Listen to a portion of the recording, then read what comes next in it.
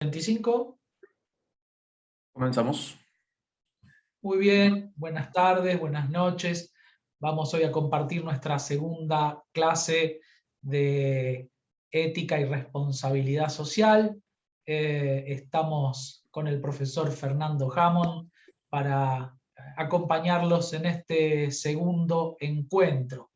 Ustedes van a encontrar en el campus de la universidad, en el Facebook de la cátedra, los materiales teóricos en PDF para ir siguiendo y leyendo, ¿no? Para acompañar con las lecturas el trabajo de exposición de la cátedra.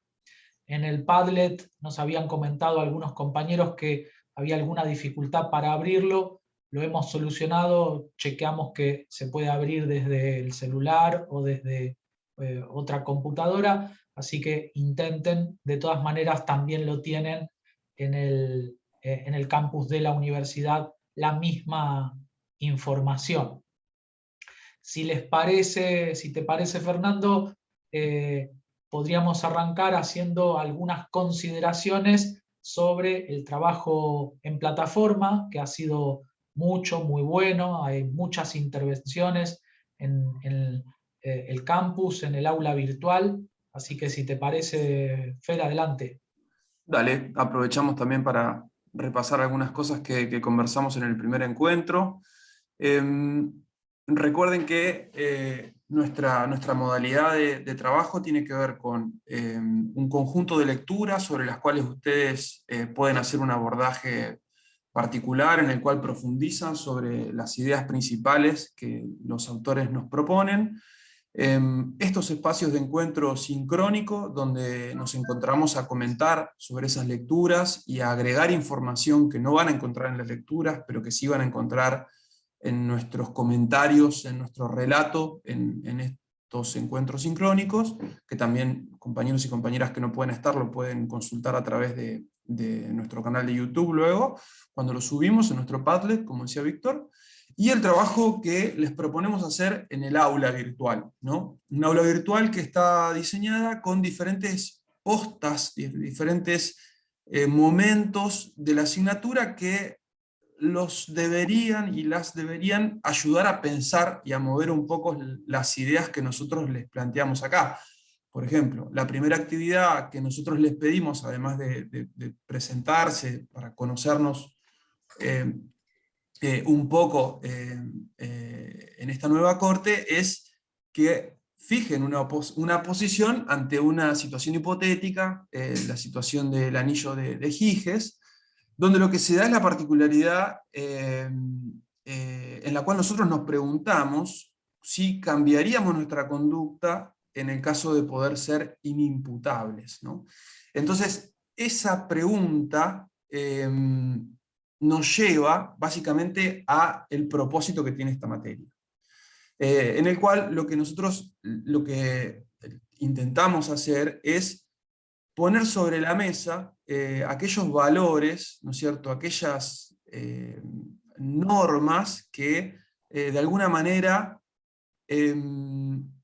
admiten o prohíben formas de comportamiento. Entonces, cuando uno agarra y se encuentra ante la posibilidad de ser inimputable, en este caso hipotético, en el caso de poseer el anillo, uno se pone en cuestión cuáles son sus normas de conducta, básicamente. Y discutir esas normas de conducta, discutir los criterios con los cuales nosotros nos comportamos y con los cuales valoramos nuestro comportamiento, es básicamente a lo que apunta esta materia. Concretamente, pensando en nuestro ejercicio profesional, ¿no? Menuda tarea es la de un profesional de las ciencias económicas desempeñándose en una empresa o en una organización, al momento de tomar decisiones y de establecer en base a las mismas qué es lo que para él está bien o está mal, qué es lo que es moralmente aceptable o no, y un poco con esa actividad lo que nosotros hacemos es intentamos llevarlos a ese terreno, al propósito mismo de la asignatura. Cada uno, en base a sus argumentos y sus convicciones, dice, bueno, yo me comporto de esta manera o de aquella, utilizo esta oportunidad que me da el ser inimputable para cambiar o no mi comportamiento. Bueno, estamos poniendo sobre la mesa, en definitiva, cuáles son los valores que regulan nuestro accionar. Perdón, Fer, Sí. perdón. Un breve comentario, un paréntesis. Cuando vos sos el CEO de una empresa, o la CEO de una empresa, podría darse el caso que el anillo de Giges fuera una metáfora de tener el poder de ser inimputable. Por ejemplo, cuando vos tenés mucho poder y todos los medios se callan la boca y no te acusan porque vos sos poderoso y no se quieren meter con vos, es como si vos tuvieras un anillo de invisibilidad o una capa de invisibilidad, como en Harry Potter, que hace que nadie se quiera meter con vos o te acuse porque sos muy poderoso. Si vos sos el gerente general de una gran corporación, es posible que ninguno de los gerentes o las gerentes que están en la mesa del directorio se anime a acusarte de nada. Entonces, lo interesante del anillo de Giges es que es una metáfora del poder que tienen algunas personas cuando son muy poderosas de convertirse en inimputables porque todos miran para otro lado cuando hacen algo que no corresponde. Entonces, a pesar de que el cuentito, la anécdota, ¿no?, el cuento de Giges parece ingenuo, ¿qué harías con un anillo? Pero en realidad es una pregunta bastante profunda, ¿no? Porque hay muchas personas que tienen una especie de anillo de invisibilidad alrededor que las protege porque son muy poderosas. El verdadero anillo de Giges es el poder. El poder hace que algunas personas puedan hacer lo que, ¿no?, muchas cosas que otras no pueden porque te meterían de inmediato en la cárcel, y sin embargo hay gente que puede actuar de la manera A, B o C distinta al resto porque tiene mucho poder, ¿no? Entonces lo interesante del anillo de Giges como figura, como metáfora, es que es metáfora de ese gran poder que tienen algunas personas y otros no, para que sus actos pasen inadvertidos, ¿no? Eso es lo que lo hace como real, digamos. Totalmente, Víctor.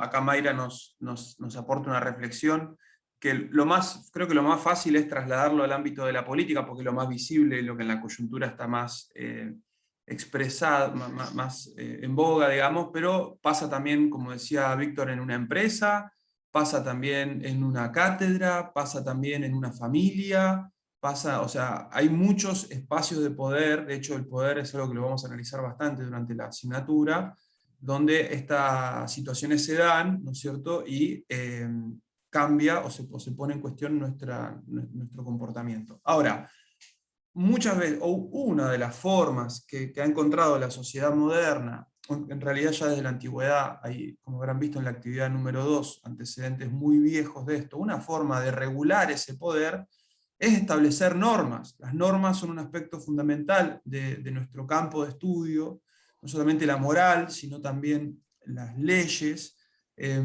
constituyen un aspecto importante de nuestro campo de estudio y de la reflexión ética, y un poco a eso los invitábamos con la segunda actividad, ¿no? Esto viene a cuenta también de un texto sobre el cual vamos a hablar hoy, que es el texto de Sigmund Freud, que nos invita a pensar sobre el origen de las normas, ¿sí? Nosotros lo que hacíamos con eso es, bueno, tratar de, primero que ustedes conozcan que existen estos dispositivos, estas herramientas de regulación de nuestra conducta, que son los códigos, que existen y que ustedes tienen un código, van a tener un código cuando se reciban, que les va a decir qué es lo que está bien y qué es lo que está mal, así como nosotros los docentes tenemos nuestros códigos y nuestras reglas.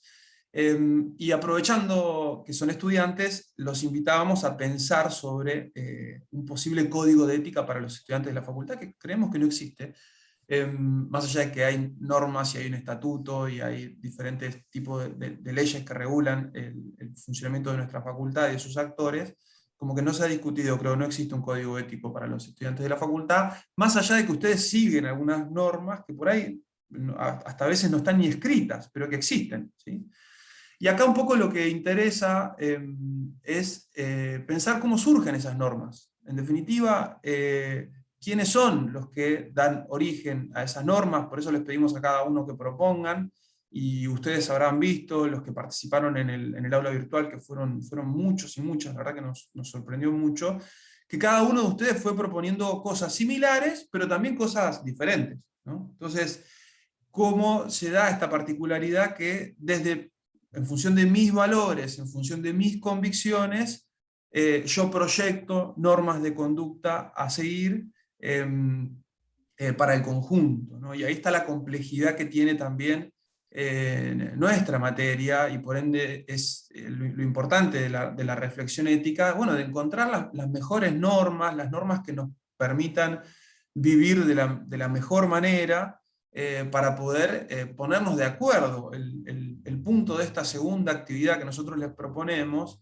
es que piensen cómo hacemos para ponernos de acuerdo, y lo difícil que es ponerse de acuerdo en una sociedad como la nuestra, ¿no? El código ético en este caso viene a ser una herramienta para poder intentar resolver ese problema, que es un problema que no está resuelto y sigue siempre en tensión, y que permanentemente cambia, porque las normas no son un componente estático, sino que son relativas a los territorios y a las sociedades que habitan en ellos, y a su momento histórico. Habrá, como reflexionábamos en el encuentro anterior, cuestiones que antes estaban absolutamente prohibidas, hoy están totalmente permitidas. Bueno, y ahí hay un proceso de reflexión ética muy importante que ha llevado a que algo que hace por ahí 100 años era considerado malo, ¿sí? o no estaba permitido, hoy sí lo sea. Y habrá argumentos y habrá personas que habrán hecho un proceso reflexivo y llegado a establecer regulaciones de la conducta, en este caso totalmente diferentes. La misma complejidad que tendríamos hoy para ponernos de acuerdo sobre cuál es el mejor código de conducta que tendrían que tener los y las estudiantes de la facultad, tiene cualquier legislador, tiene cualquier constitucionalista, tiene cualquier persona que intenta en esta sociedad autoorganizada que tenemos, al definir qué es lo que está bien y qué es lo que está mal.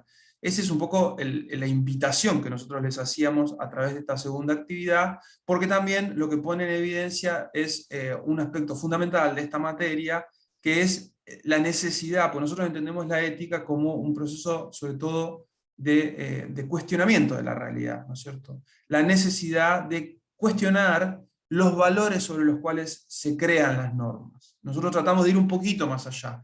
Nosotros no les presentamos cuál es el código de ética de los contadores actualmente, para que ustedes se lo aprendan de memoria y lo repitan, sino lo que nos interesa es que ustedes puedan ver detrás de esos códigos que hoy existen, cuáles son los valores que le dan sentido a esos códigos, que los valores son siempre relativos a las personas y a los momentos históricos que las personas viven.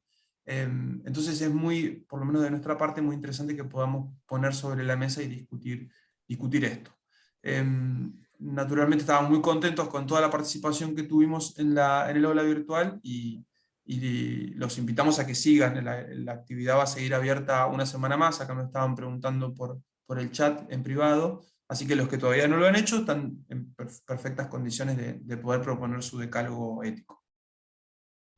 Muy bien, efectivamente, como decían algunas compañeras en el chat, se trata de un conjunto de normas que son un constructo social, van cambiando con las épocas, pero no son caprichosas. No es que cada uno puede construir, como es un constructo social, entonces cada uno construye lo que quiera de manera caótica, sino que es a la vez un constructo social, pero que obedece a ciertas pautas, que hay ciertas regularidades históricas. No lo podés cambiar por el hecho de que sea un constructo social, vos no lo podés cambiar a tu gusto o a tu capricho arbitrariamente, no dependen de la voluntad individual. Entonces acá surge la pregunta, ¿de qué dependen o cómo es la lógica, cómo han ido cambiando a lo largo del tiempo? Para empezar a aproximarnos a estas cuestiones, vamos a seguir el planteo de un texto de Freud de Tótem y Tabú, que nosotros extractamos un fragmento, porque es un texto más largo, pero sacamos un pedacito. Es un texto muy famoso, muy denso. No se pretende que ustedes se lo aprendan de memoria, no hace falta que... lo que ustedes tienen que hacer es sacar las 3 o 4 ideas principales, con el texto de Freud y con todos los demás textos. Ustedes van a ver que son textos, por decirlo así, complejos, no son textos para chicos de primaria, son textos para gente universitaria, que te van a plantear un desafío, que por ahí vos sentís en el texto de Freud o en otros, que algunas cosas se te van a escapar, porque no sos especialista ni en psicología, ni en filosofía, ni en sociología, y eso, bueno, no está mal. No está mal atreverse con textos complejos, y no importa que vos sientas que hay una parte que se te escapa. Lo importante que nosotros queremos proponer es que saques las 3, 4 ideas principales del texto. Con eso, para nosotros es suficiente. Nadie pretende que ustedes se conviertan en especialistas en Freud o en Aristóteles, porque no lo somos nosotros, ni es la idea de la cátedra, pero sí la idea principal. La idea principal del texto de Freud es llevar a cabo un experimento mental. La pregunta que ordena el texto de Freud es la siguiente: ¿cuál es la ley o la norma más antigua? La sociedad ha ido construyendo un pilón de normas, de pautas de conducta, de leyes, pero si vamos hacia atrás, genéticamente hacia atrás, ¿no? Como enrollando eso que se ha ido desenrollando genéticamente en la historia, cómo se fue generando, si vamos en reversa, si vamos para atrás, ¿cuál fue la primera ley? Y ahí, bueno, ustedes tienen otras explicaciones, tienen audios, videos, está el texto. Por eso nosotros acabamos de hacer el resumen del resumen, no vamos a detenernos en el texto porque ya lo tienen, no tiene mucho sentido, y también tienen explicaciones en profundidad de las distintas partes del texto. O sea que acá lo que vamos a hacer en este encuentro es como comentarlo más en general, ¿no? Para no repetirnos. La pregunta que guía el texto de Freud es: ¿cuál es la ley más antigua?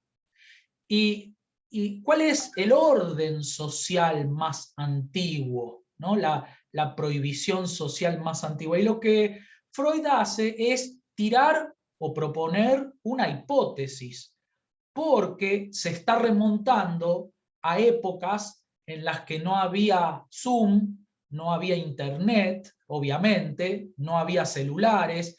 Entonces, está reflexionando sobre una época en la que no podemos tener una filmación, ni siquiera había escritura, por lo tanto, ¿no? Es una época prehistórica, es anterior a la historia escrita.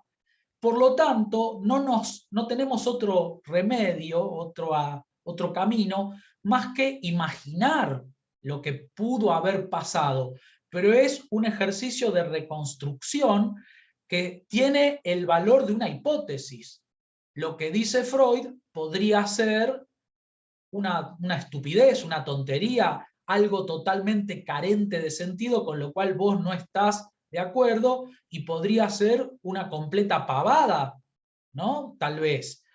¿Por qué? Porque es una hipótesis, y andás a ver si en los tiempos remotos, primitivos, a los que se refiere el texto de Freud, la cosa fue como Freud la imagina y la reconstruye, o si fue de una manera totalmente diferente.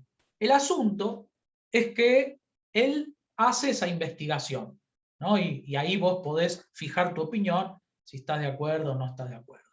Lo que dice Freud es que si nos remontamos a tiempos muy anteriores a la sociedad tal como la conocemos hoy, con la escritura, con la complejidad que tiene la sociedad moderna, si vamos a una sociedad primitiva, como la que podemos imaginar en la época de las cavernas.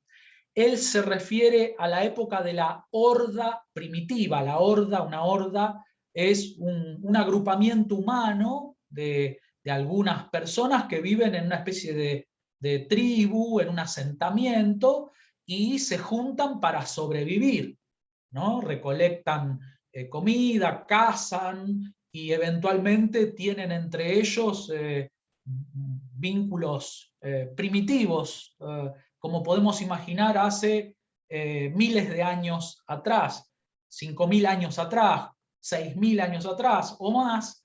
¿Cómo vivían? ¿Cuál era la ley que regía esa horda primitiva?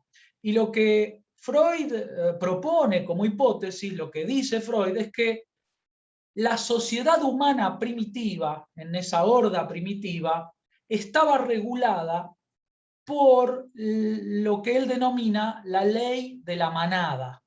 Vivían como viven algunos animales, como por ejemplo los leones, ¿no? Que viven en manada, animales gregarios. No podemos tomar acá como ejemplo los animales solitarios, porque no sería el caso, sino que como se trata de pequeñas congregaciones de gente, de pequeños asentamientos con varias personas cooperando, bueno, dice, en estos asentamientos gregarios de la horda primitiva, cómo se vivía, cuál era la ley que regulaba la conducta. Y él dice, lo más lógico es pensar que la convivencia estaba regulada por la ley de la manada, tal como sucede entre las manadas de animales salvajes. ¿Qué es lo que ocurre en las manadas de animales salvajes? ¿Cuál es la ley que regula lo que está permitido y prohibido en una manada de animales salvajes? ¿Quién se anima a prender el micrófono y a decirlo? ¿La ley del más fuerte? La ley del más fuerte, sin duda, sí. La ley del más fuerte, sin duda, pero hay algo más. No matarse entre ellos, no. Eso no sería lo correcto, porque lo que muestra la manada, la ley de la manada, es que se matan entre ellos. El líder es el que manda. Claro, claro, hay un líder, hay un macho alfa, dice Freud. Es como La en el ley Rey de la León. manada. ¿Cómo, perdón, Lucía? Es como en el Rey León. Claro, claro, es como en el Rey León, en los dibujos animados o en otro tipo de reconstrucciones de la vida salvaje que nosotros podemos hacer viendo por televisión cómo se manejan las manadas. ¿Qué es lo que el macho alfa, qué dice la ley del macho alfa? ¿Quién se anima a explicarlo? ¿Qué es lo que la ley del macho alfa establece? ¿Por qué se lo llama macho alfa, que es la primera letra del alfabeto griego? ¿Cómo va? Supuestamente, hasta donde se indica en el texto y algunos videos complementarios que hablan del libro completo, indican que la percepción de Freud de este macho alfa tiene que ver con la posibilidad de ese macho, que es el más fuerte de la manada, de mantener relaciones sexuales con todas las hembras de la misma. Exactamente, exactamente, exactamente.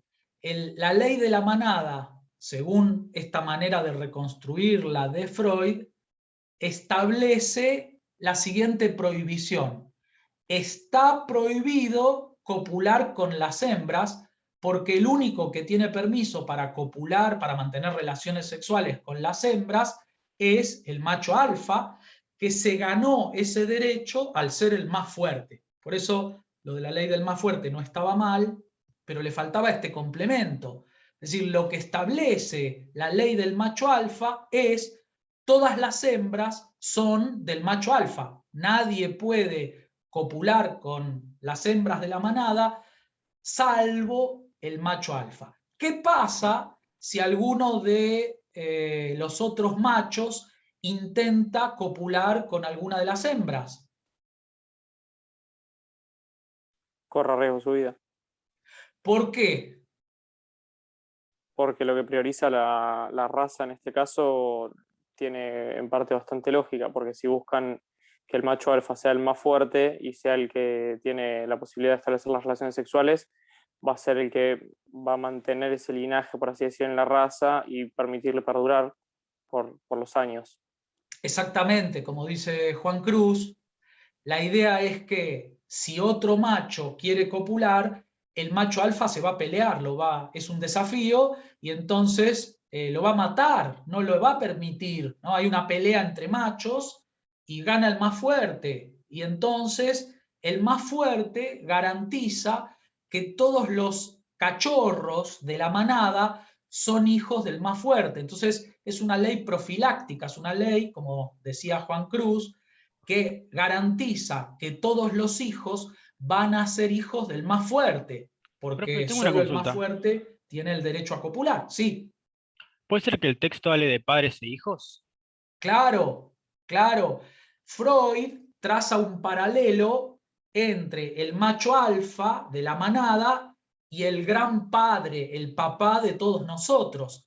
Entonces, el macho alfa sería, si vos aplicás a la manada humana, el macho alfa se llama papá y todos los demás se llaman hijos.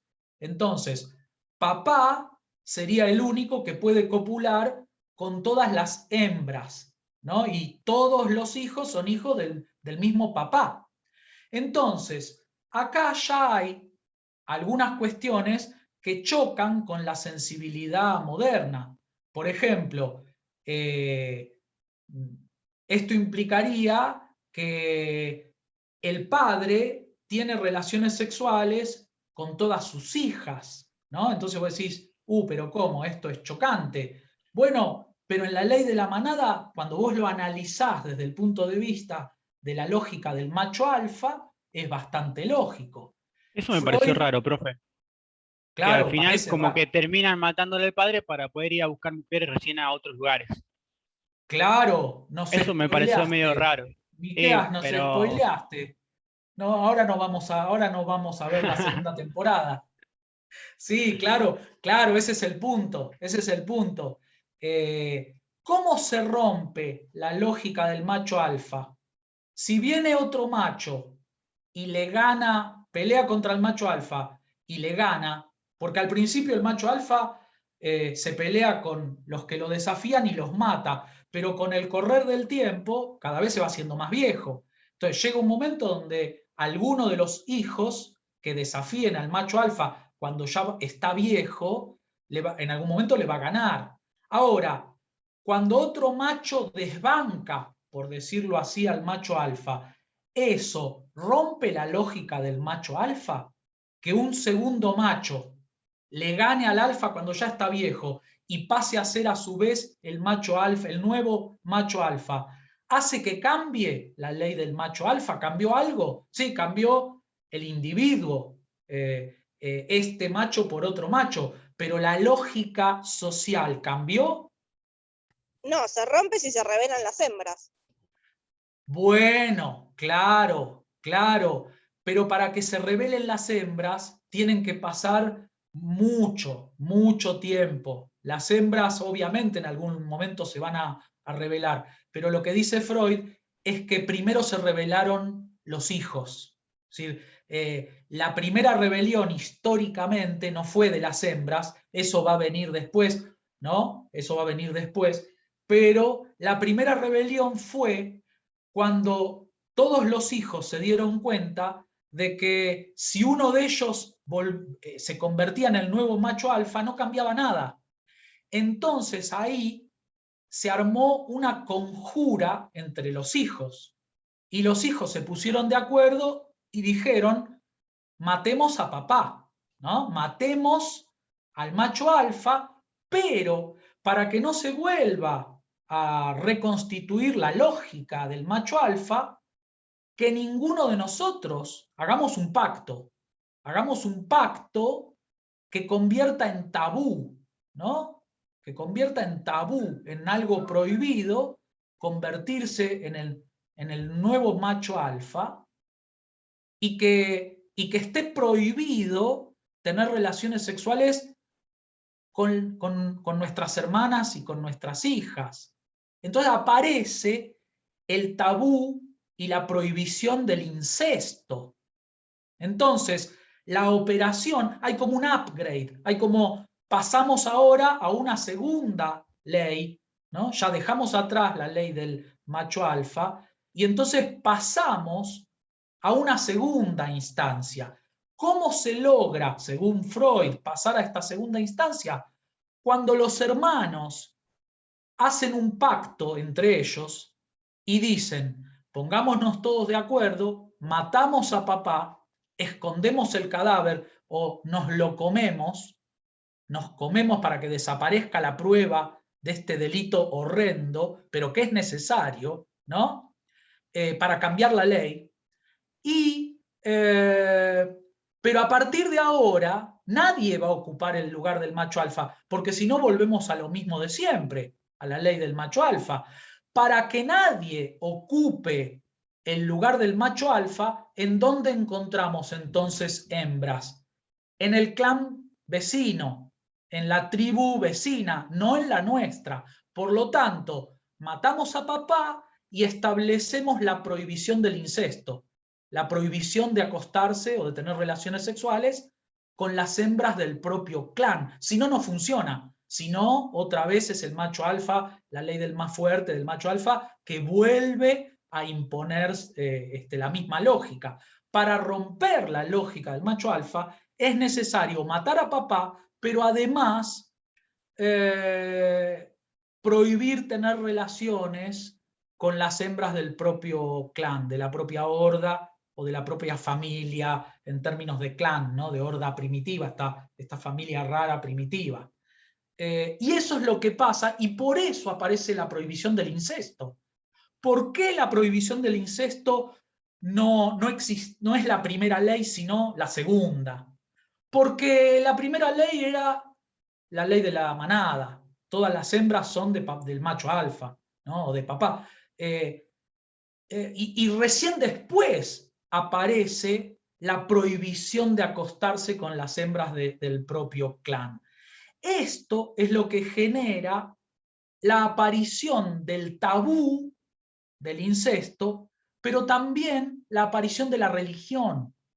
La aparición de la religión. El origen de la religión estaría acá, en esta superación ancestral de la ley de la manada. ¿Por qué? Porque al matar a papá, lo convertimos en un Padre Nuestro que está en el cielo.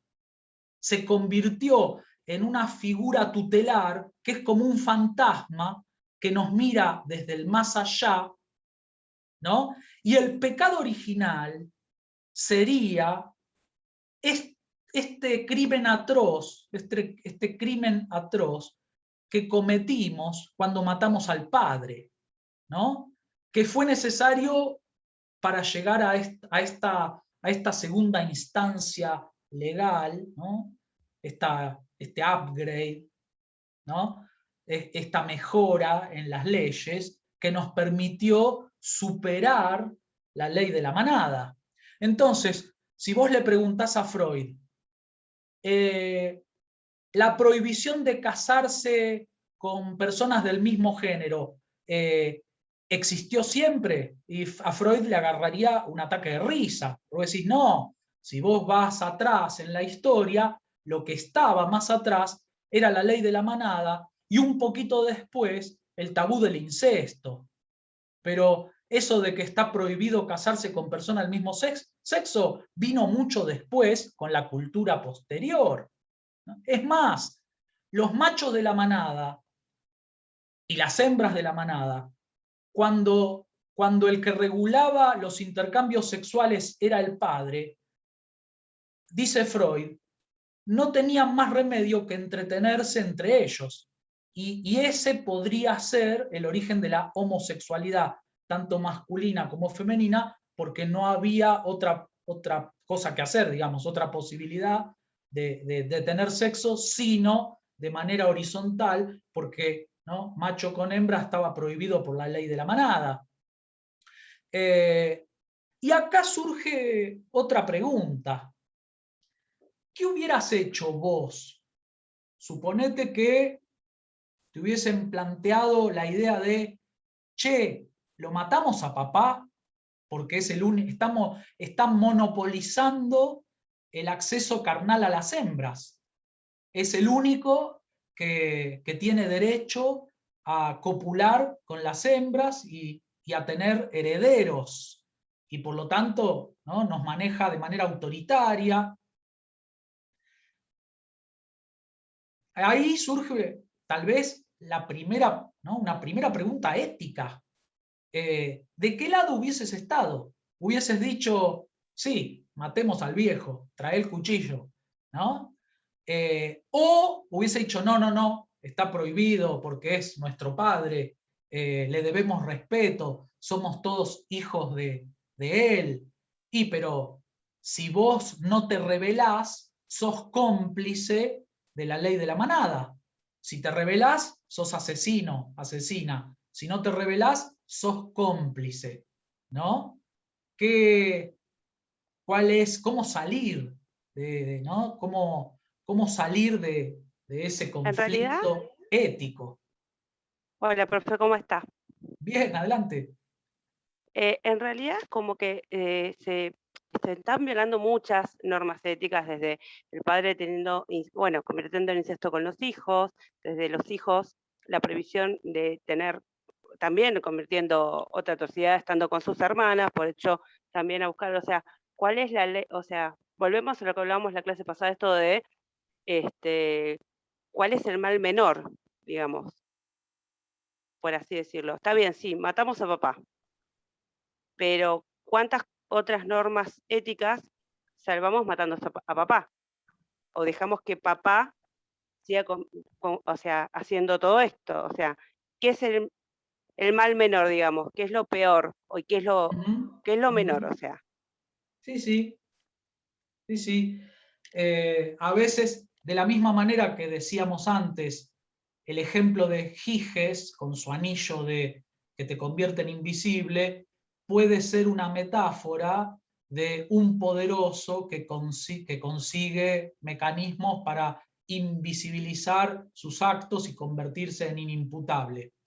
La metáfora del padre macho alfa también podría aplicarse a cualquier macho alfa que quiere monopolizar los vínculos y las relaciones.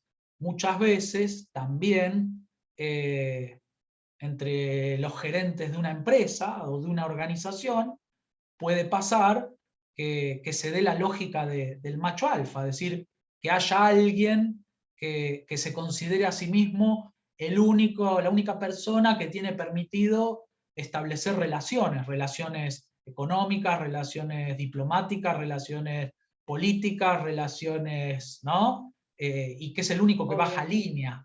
Entonces, también esto que plantea Freud es un mecanismo de horizontalización, es decir, de un cambio, una conjura de los pares, ¿no? Los hermanos se ponen de acuerdo entre sí para llevar a cabo, imponer una lógica de hermanos, de pares.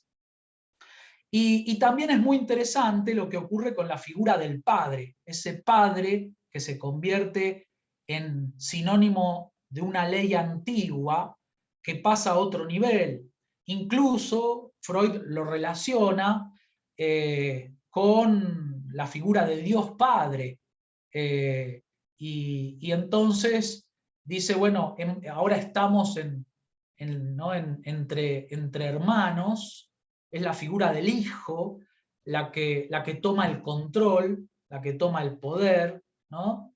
Y queda esta imagen del Padre eterno, eternizado por ese pecado original, y también se asocia con la religión porque comer el cuerpo del Padre obviamente remite a la Eucaristía, ¿no? Y entonces hay una legalidad que queda como en el más allá, y la voz de lo que hay que hacer o no hacer, pero que está permitido o prohibido, nos va a hablar desde la voz de ese padre que habla desde el más allá. Y entonces, bueno, acá tenemos esta hipótesis freudiana sobre de dónde surge la primera prohibición, el primer tabú, la primera ley, y cómo se fue modificando posteriormente con algunas instancias ulteriores o que fueron siguientes. Es decir, que no es una situación estática, sino que es una situación que luego con la historia fue transformándose. Por ejemplo, no tiene sentido pensar que, que hay una ley ética, moral o jurídica que prohibía tomar la tierra que no era tuya, cuando en la sociedad primitiva los pueblos eran nómades. Si vos te ubicás en los pueblos nómades pastoriles que iban con sus rebaños cambiando de lugar, buscando pasturas, pastos tiernos, y que se movilizaban buscando, ¿no?, cuando cambiaban las condiciones climáticas, hacia otros territorios donde sus rebaños pudieran encontrar comida, pasto para comer y sobrevivir. En ese momento histórico es absurdo pensar en una ley que prohibiera robarle un terreno, ¿no? La propiedad privada de la tierra no existía porque los pueblos eran nómades. Quiere decir que si vos entendés esta perspectiva genética de la ética y del derecho que nos está planteando el texto de Freud, tenemos que considerar la idea de que las leyes fueron progresando con la historia, porque es obvio que en un determinado momento no existía el título de propiedad de la tierra, porque los pueblos eran nómades. Entonces, solamente pudo existir una ley que protegiera el derecho de propiedad de la tierra cuando los pueblos descubrieron la agricultura, cuando los pueblos descubrieron que si vos sembrabas la semilla en un determinado mes del año y esperabas 3 o 4 meses o lo que sea, podías cosechar y podías obtener alimento, etcétera, y se convirtieron de pueblos nómades pastoriles en pueblos agricultores. Ahí, cuando descubrieron que era necesario quedarse 6 meses o más en un territorio para poder cosechar, si venía alguien y les robaba esa tierra o los echaba por la fuerza, se quedaban sin el resultado, ¿no?, sin poder cosechar lo que sembraron. Entonces ahí surgió la necesidad de proteger con una ley el derecho a obtener lo que habían sembrado. Antes de eso era ridículo, era totalmente superficial y absurdo, carente de sentido, que se sancionara una ley culturalmente, moralmente, éticamente o jurídicamente que protegiera el derecho de propiedad de la tierra, porque no se cultivaba la tierra. Entonces, un día estabas acá, otro día estabas allá, y no había que proteger el derecho al asentamiento permanente en un territorio. Ahora, cuando cambió la tecnología y aprendieron a sembrar y a cosechar y se convirtieron en pueblos agricultores, hubo necesidad, por decirlo así, de que una ley protegiera el derecho de propiedad sobre esa tierra y que garantizara que iban a poder cosechar lo que sembraron. ¿Se entiende? ¿Logro explicar la perspectiva genética sobre las leyes, sobre la ética y sobre la moral? Es el ejemplo del pasaje entre la vida pastoril nómade a la cultura de los pueblos agrícolas nos permite comprender cómo la ética tiene una perspectiva genética, el derecho tiene una perspectiva genética, ¿no?, la moral y las leyes, porque no tiene sentido que hubiera un corpus de leyes, escritas o no escritas, dichas, sentidas, culturales, jurídicas, económicas, cuando no había tierra que proteger, ¿no? No sé si logro ser claro en la explicación de esta cuestión que nos transmite el texto de Freud, ¿no? Y no sé, Fer, si hay comentarios o alguna cuestión que quieras rescatar de los aportes en el chat. En general parece que se entendió la idea del texto de Freud. Aquí reflexionaban en el chat sobre la particularidad que algunas de las cosas que vos mencionabas en la actualidad sean obviamente prohibidas por la ley, o sea, adscribiendo a esta idea que nos plantea el texto de cómo la sociedad evoluciona, digamos, en el tiempo y se da nuevas formas de organizarse. Este es un punto central para nosotros. Los modos de organización social son parte también de la tecnología que ha desarrollado nuestra especie en esta roca en la que estamos circunstancialmente flotando en el espacio, digamos, ¿no? Y la ley como tecnología social es muy importante para nuestro campo de estudio. ¿Sí, Víctor? Acá sigo leyendo, pero en general parece que se entendió. Muy bien, los llevo entonces al segundo texto que hoy queríamos poner a circular, que es el texto de Aristóteles. Sí, Perdón, adelante. ¿podría hacer una pregunta antes que me surgió Claro, Flavio. en la lectura del texto y escuchándote? Esto que Freud lo asociaba a estas sociedades totémicas, primitivas, que después habrían evolucionado. El conflicto histórico que me suscitó esto es el siguiente. Lo que hemos aprendido por ahí en historia de civilizaciones por ahí más, con más progreso, ¿sí? Pienso en Babilonia, por ejemplo, el código de Hammurabi, que significó, Claro. o Egipto, digamos, en esas sociedades que son muy posteriores a este planteo de Freud, el incesto en las castas dirigentes estaba no solo bien visto en el Alto Egipto, hasta promovido, ¿no? Entonces, Claro. ahí me surgía esto que decías, que bueno, Freud hizo una hipótesis, yo no la comparto, pero planteo esta cuestión en civilizaciones que nosotros creemos con normas por ahí superiores a su alrededor, el incesto está promovido en las castas superiores. Sí, sí. Y Yo, profe, me acordaba de los reyes españoles. claro, Hace claro, no mucho es. claro. Entonces, ¿sería como un retroceso a la ley de la manada? Creo que O, nunca Sí, pasó. o en claro que sí, realidad, claro, claro.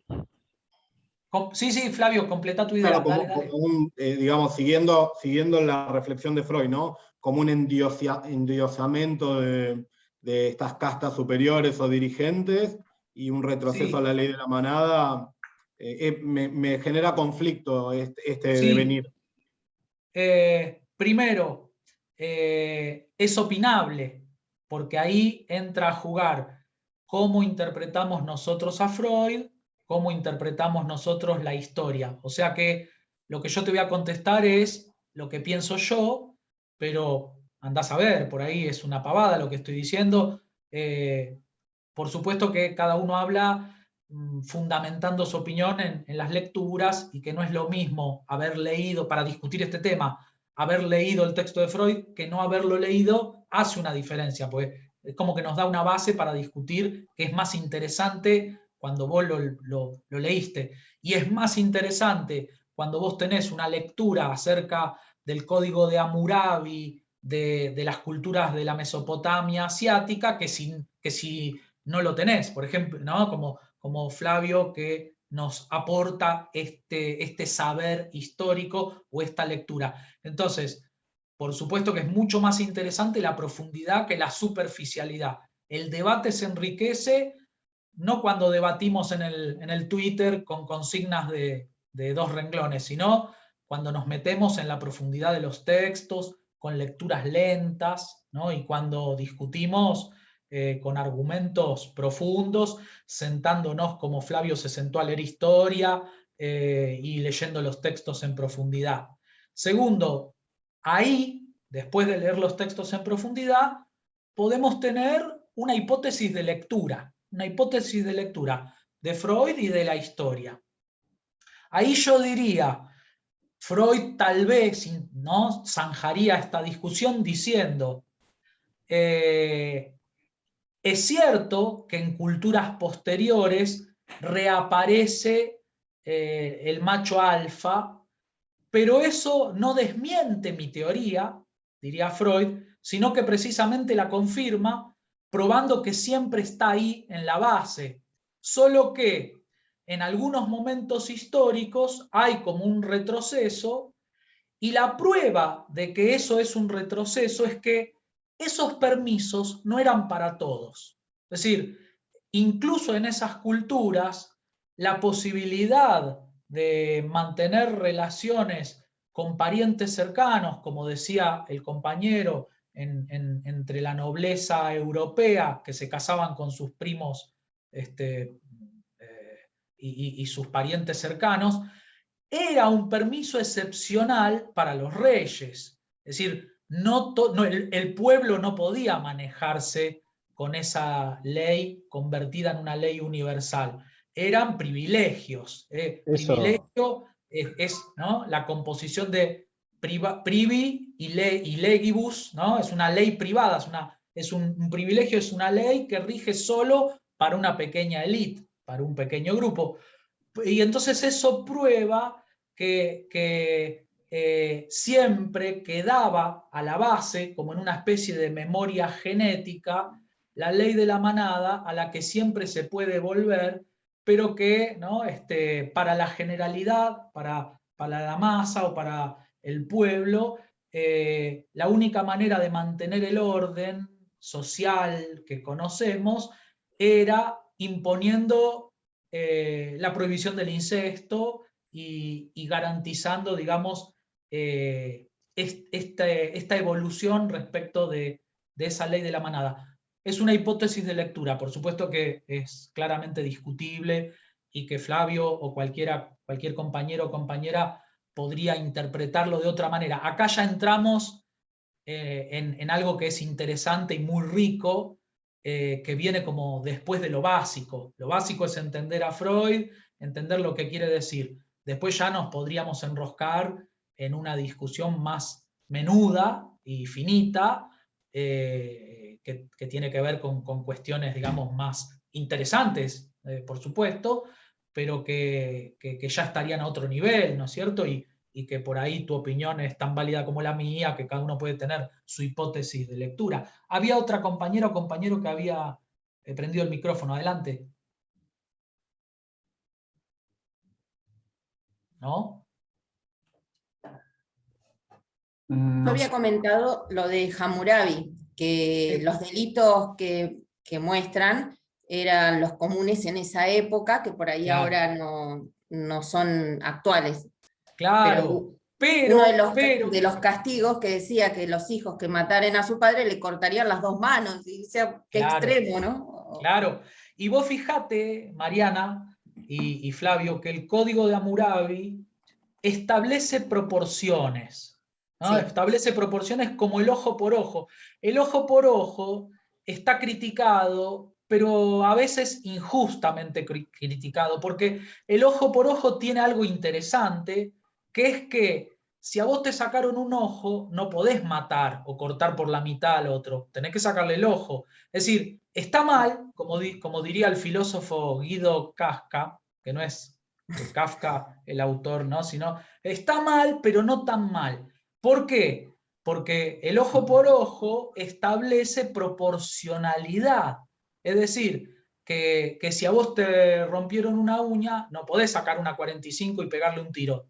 Podés ir hasta la uña nomás. Es decir, el ojo por el ojo. No podés, si te rompieron un ojo, partirlo en 4 y matarlo, porque eso sería ojo por vida. Y el código de Hammurabi, igual que el ojo por ojo de la cultura judía primitiva, establece algo que es una mejora en los códigos éticos. Es un progreso, es un notorio progreso. Dicho sea de paso, hoy es el Año Nuevo Judío, así que para los que celebran el año nuevo les deseamos Shana Tová, y para los que no celebran, como yo que no celebro ninguna fiesta religiosa, bueno, aprovechamos para brindar como excusa. Siempre es bueno tener una excusa para brindar, con cualquier, ¿no? Con cualquier excusa, bueno. Pero lo que el ojo por ojo implicó como progreso, como mejora ética o moral, fue que estableció que una transgresión tenía que tener una pena proporcional y no cualquiera. Es decir, que había que guardar cierta proporción entre el delito y la pena, ¿no? que se le imputaba. Y eso, por supuesto que fue un gran progreso, al punto que esas leyes se esculpieron en una piedra dura. El Código de Hammurabi está escrito en una piedra de basalto, no sé qué piedra es, durísima, que se descubrió intacta, y que gracias a eso se pudo descifrar lo que decía ese código antiquísimo que regulaba la conducta, estableciendo, como decía Mariana, algunas penas que hoy en día nos hacen reír un poco, pero que tienen algo muy interesante, que establecen cierta proporción entre la transgresión y el castigo, lo cual fue un gran avance para la humanidad. El segundo texto, que lo vamos a presentar nomás para no estirar mucho este encuentro, es el de Aristóteles. Aristóteles es un autor muy grosso. El occidente moderno le debe mucho a Sócrates, a Platón y a Aristóteles en nuestra manera de pensar. Hoy en día ¿no? Sobreviven muchas ideas del gran pensador macedonio. Él no había nacido en Atenas, sino un poco al norte, pero se fue a estudiar a la Academia de Platón. La escuela de Platón se llamaba la Academia, porque estaba cerca de una estatua del dios Academo, no era por el club de fútbol ¿no? de esos pechos fríos, sino por el dios Academo. Ustedes saben que el único club de fútbol, el mejor es Boca, y todos los demás... No, mentira. Esto no se dale. No nos vamos a enroscar en estas discusiones poco éticas, ¿no? No arranquemos, profe, no arranquemos. No arranquemos, porque si no se pone brava la cosa. Bueno, no, fue una interferencia del Zoom. ¿Vieron esa gente que se mete en el Zoom y dice cosas raras, obscenas? Bueno, fue una cosa así. Entonces, le debemos mucho a Aristóteles, a Sócrates, a Platón y a Aristóteles. Por lo tanto, lo que vamos a hacer acá es medio un resumen muy en una frase. Pretender resumir a Aristóteles en 5 minutos es como medio, ¿no? ilegal, pero igual lo vamos a hacer porque no tenemos tiempo de leer a todo Aristóteles. Hay que dedicarle 3 vidas. Hay gente que le dedica una vida entera y no alcanza. Entonces no nos queda más remedio que hacer una selección. Ustedes lo que tienen que saber es que lo que nosotros hacemos es un recorte muy chiquito, y que vos no te vayas a creer que sabemos Aristóteles porque trabajamos con este texto, ¿no? Es un autor gigante que escribió 3 estantes de la biblioteca. Todos esos libros que ven ahí de fondo, bueno, ponele que Aristóteles escribió más que eso todavía. Incluso una colección de clases de él, los alumnos tomaban nota de sus clases y las pusieron todas juntas en unos rollos, y como el tema de esas clases no sabían dónde clasificarlos, y no hablaba de cuestiones físicas, sino de cuestiones que venían después de la física, le pusieron como título Metafísica, y es el gran libro de la metafísica de Aristóteles. Con lo cual, bueno, nosotros estamos haciendo un pequeño recorte, pero que nos permite asomar la cabeza a ese mundo. Lo que vamos a hacer es dejarlo planteado para discutirlo el martes que viene, ¿no? Para no apurar la cosa, porque por suerte tenemos tiempo de ir tranquilos. lo que plantea Aristóteles es que los atenienses aman más la libertad que la vida. Y si cualquiera quisiera convertirlos en esclavos, un ateniense acostumbrado a la libertad lucharía por su vida. Se escaparía de aquella persona que pretende esclavizarlos y presentaría batalla, lucharía, no aceptaría un destino de esclavitud. ¿Por qué? Porque en sus valores, en su axiología, como decíamos hace un rato antes de que empezáramos a grabar, en ese eje, en el axis o eje en donde se construye la escala de valores, poniendo más arriba los valores que estima más alto y más abajo los menos importantes, ¿no? El ateniense va a poner en lo más alto la libertad. Por lo tanto, si alguien pretende esclavizarlos, pelea por su vida, aún a riesgo de que lo maten, aún cuando corra peligro su vida. ¿Por qué? Porque prefiere morir que vivir como esclavo. Otras culturas no se manejan de esta manera. Y entonces otros pueblos, cuando son capturados en la guerra, aceptan su destino de esclavitud.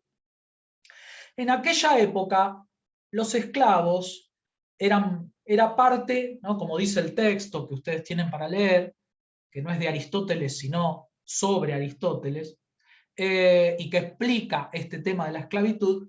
Los esclavos eran herramientas parlantes, eran como máquinas herramientas que los ricos utilizaban para cultivar el campo, para criar a los hijos. Incluso había esclavos que enseñaban, eran maestros. El que llevaba de la mano al chico al colegio, a la escuela, se llamaba peidos, quiere decir niño, de ahí viene pedófilo, el que ama a los niños o el que quiere tener relaciones con los niños, es pedófilo, ¿no? Entonces, peidos es niño, infante, y gogein quiere decir llevar. De ahí viene la palabra pedagogo. Pedagogo era el esclavo que llevaba al niño a la escuela. Ese era el pedagogo. Es decir, que los esclavos realizaban tareas que no eran menores, eran muy importantes.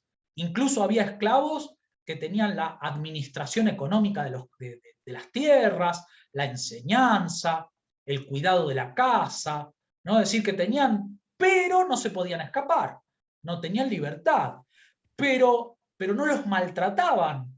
Es como si vos tenés uno de esos tractores copados para cortar el pasto, ¿no? Suponete que tenés una casa con mucho pasto y te comprás uno de esos tractores zarpados que valen una fortuna.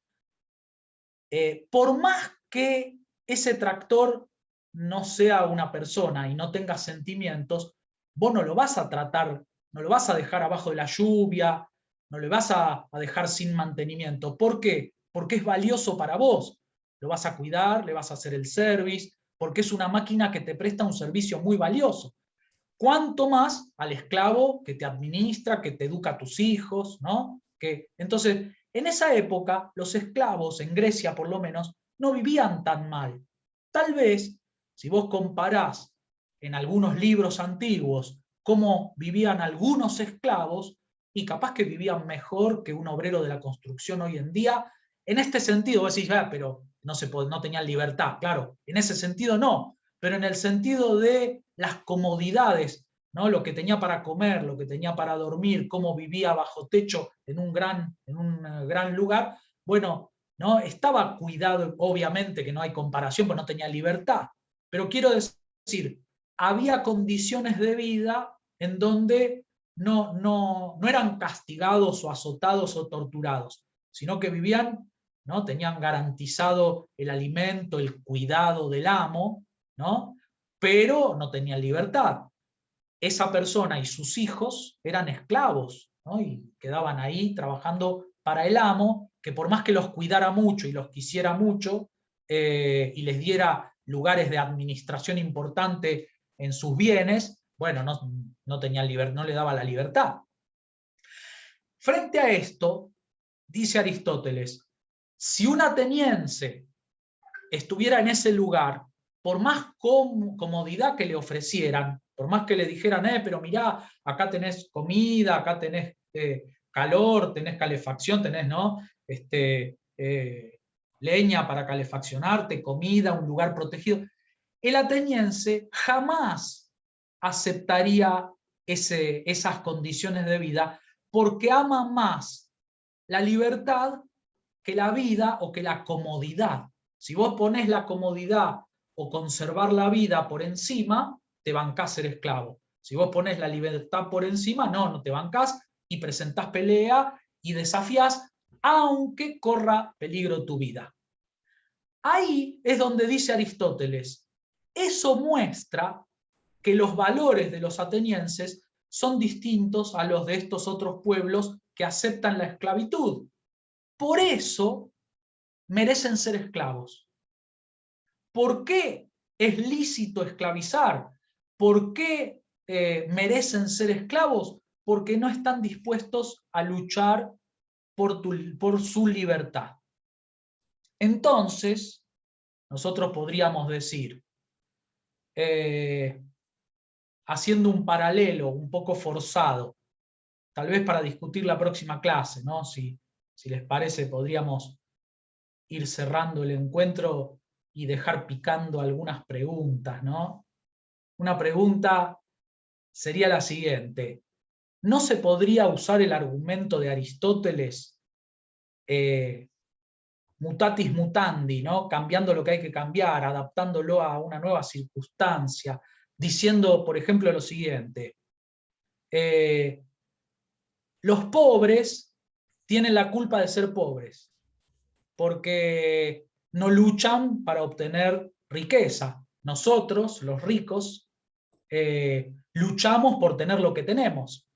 Si ellos no se la bancan, no pelean por tener una mejor situación patrimonial, que se embromen, la culpa es de ellos, merecen ser pobres porque prefieren seguir en su situación de comodidad que arriesgarlo todo para salir de su situación de pobreza. Por lo tanto, no hay que protegerlos y cuidarlos con subsidios, con asignación universal por hijo, con impuestos repartidos de manera populista entre ellos, sino que se la banquen, ¿no? La posición libertaria dice esto, dice, el que le va mal tiene la culpa de que le vaya mal, porque si no pelearía porque le vaya mejor, entonces que se embrome, ¿no? Y profe, suena como medio una falacia, suena.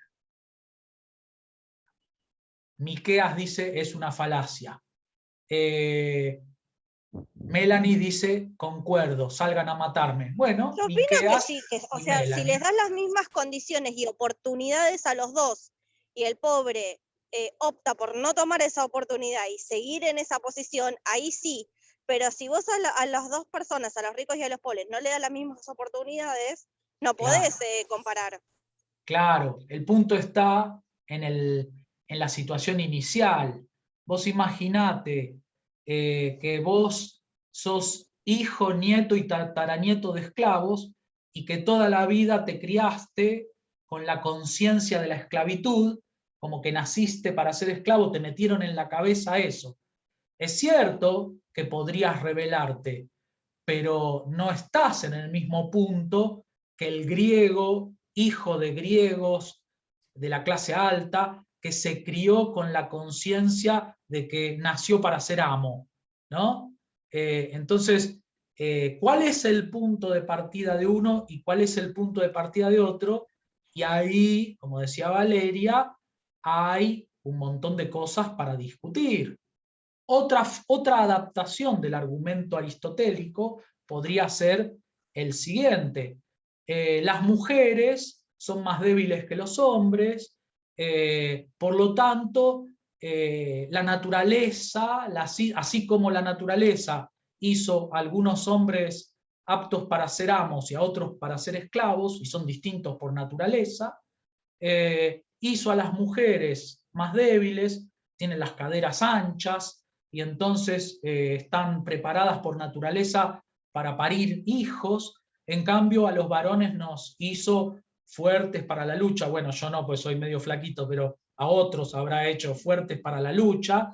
¿No? Y entonces, el lugar natural, comillas, comillas, comillas, ¿no? Hacemos así, signos de comillas, de la mujer es la cocina, parir hijos, cuidar y ayudar al varón, servir al varón, prepararle la comida, atenderlo, obedecerlo, ¿no? Entonces, y si no le gusta ese lugar, bueno, que se rebele, ¿no? Y si no se ha rebelado en los últimos 2000 años, la mujer merece el lugar en el que está.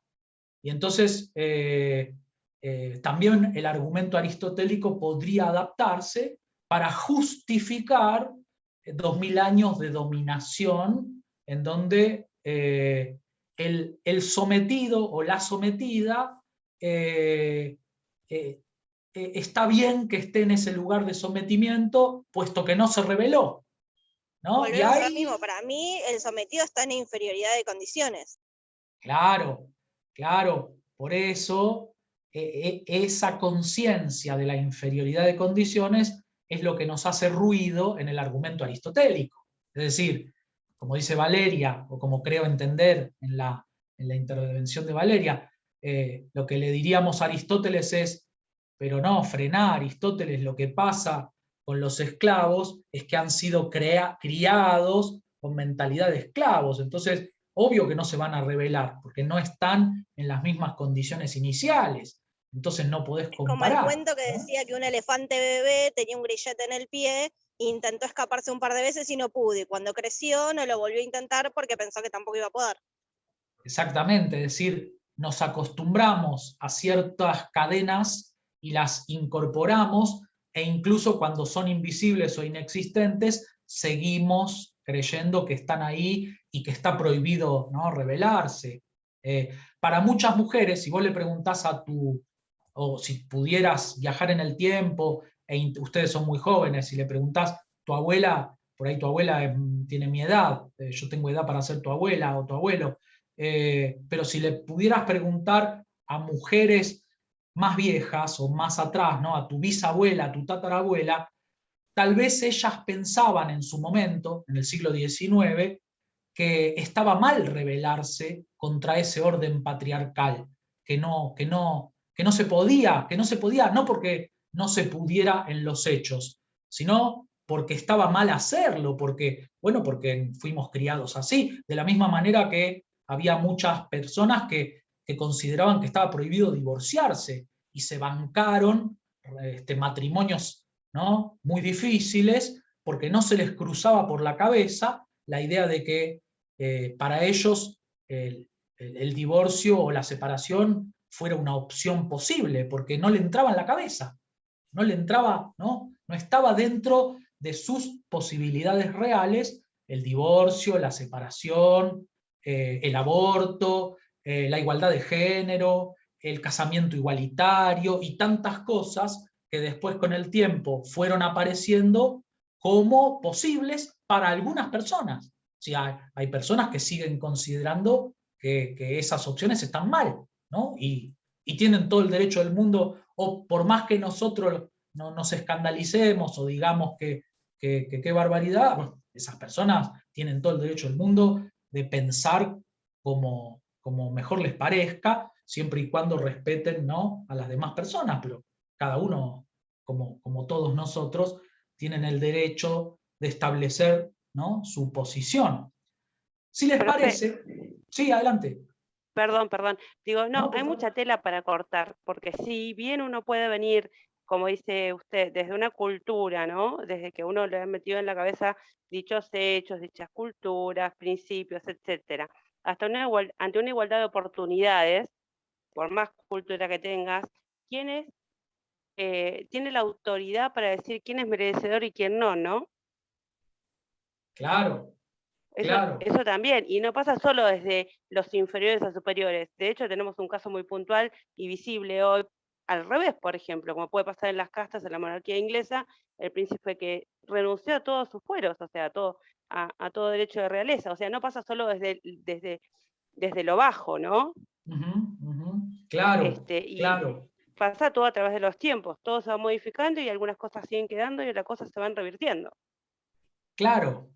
Y en esto surgen estas preguntas, ¿no? ¿Qué posición adoptarías vos? Y otra que todavía es más interesante, ¿cómo lo justificarías? ¿Cómo lo explicarías? ¿Cómo explicarías el porqué de tu toma de posición? Vos, por ejemplo, ¿hubieses participado de la conjura de los hermanos para matar al padre? ¿Vos participarías del asesinato de un tirano? Si hubiera un Hitler, ¿no? O alguien así, un tirano autoritario, vos participarías apoyarías el asesinato ¿no? el tiranicidio, o te parecería cuestionable, ¿no? Por eso, Sí, ahí profe, volvemos un poco a lo que decía hoy del mal menor, ¿no? Miqueas está No, yo que sí, arde. yo Está lo mato, está yo full. arranco cachetazos. No se lo mata, se lo hace sufrir. Mucho. Bueno, No, bueno, tampoco tan mal. Bueno, es mejor que matar. Valeria plantea una hipótesis No es mala, ¿eh? masoquista, sadomasoquista. La muerte no se la merece cualquiera, es muy sencillo. Bueno, es una opción, es una opción. Lo que pasa que eso abre la puerta es como la caja de Pandora, pero es interesante para discutir. Si les parece, todo es relativo, nada es absoluto. Lo decimos con el diario del lunes. Claro. Porque hubo un montón de gente que estaba al lado de Hitler y no necesariamente eran el psicópata que era este tipo, pero hay que ver qué información tenían, realmente. O sea, Alemania, la sociedad alemana en una parte hizo mirada al costado o apoyó a Hitler y no todos eran... por supuesto. No, hay que ver ahí también. Totalmente. Por supuesto. Nosotros también tuvimos nuestra propia dictadura cívico-militar con sus psicópatas y todo, con lo cual no solamente nos tenemos que ir a Europa para considerar esta situación. Yo solamente un comentario, porque se habló mucho del tema de los planes en el chat. Está bueno, digo, acá cada uno puede hacer uso de la palabra y expresar su opinión. Simplemente tengamos el cuidado, que lo planteaban muchos en el código de ética que propusieron, ¿no? La cuestión del respeto entre nosotros, que probablemente haya muchas personas en este mismo Zoom que se vean de alguna manera beneficiados por un plan. Entonces, eso tengámoslo en cuenta para respetarnos entre nosotros, ¿sí? Porque no se olviden que el sentido de nuestra materia en definitiva tiene que ver con cómo nos organizamos entre todos para vivir de la mejor manera. La ética tiene que ver con eso, con qué normas de conducta nos damos o qué sistema ético nos proponemos para poder vivir mejor, independientemente de la posición individual que cada uno pueda llegar a tener con la cuestión de los planes o las medidas de redistribución, diríamos nosotros. Ya vamos a analizar mucho este tema adelante. Siempre terminamos hablando de personas, y en este caso de personas que comparten un espacio con nosotros. Así que eso como moción de orden, diría yo, para hoy y para adelante, que no se desvirtúe el intercambio, que es tan interesante.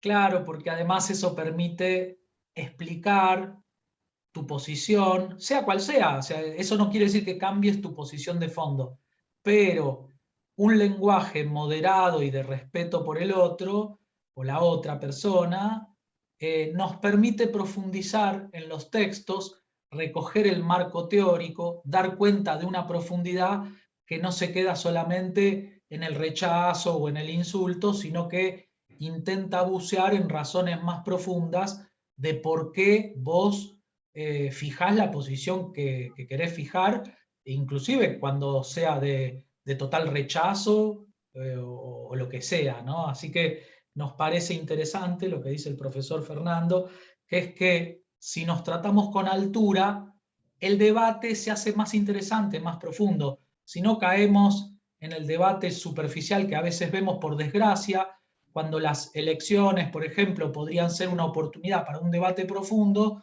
se termina debatiendo una pavada, se termina debatiendo, no sé, si una palabra es buena o mala palabra, y es como quedarse muy en la superficie, cuando hay ideas de fondo que podríamos estar discutiendo a la luz del marco teórico de los textos y con una discusión un poco más rica, más interesante. Así que esa es nuestra invitación, a tratarnos, digamos, cordialmente, aun cuando estés en el polo opuesto y digas lo mismo y tengas la misma, digamos, oposición, pero explicada con argumentos, ¿no? Así que si les parece... Sin ir más lejos, haciendo una analogía, todos somos beneficiarios del Plan Argentino de la educación universal y gratuita. Por supuesto. Así es. Y estamos somos beneficiarios también, claro, de coincido con Flavio. Hay muchos que están cobrando un progresar y pueden estar llevando a cabo por ahí cosas que no pueden. Es un ejemplo, el progresar. La universidad pública, ya estamos. La universidad gratuita. Exactamente, a eso quería llegar. Exactamente, estamos yendo a una pública y vamos a ser todos, creo, futuros profesionales, creo que debemos empezar a comportarnos como tal, ¿no? Claro, y además es medio contradictorio ser tan defensor de la lógica privada y arancelada, pero aceptar el beneficio de una educación en la universidad pública. Pero bueno, no es para cerrar el debate, no es para cerrar el debate, es para seguirlo, para abrirlo, al contrario, para abrirlo, porque son cuestiones muy interesantes.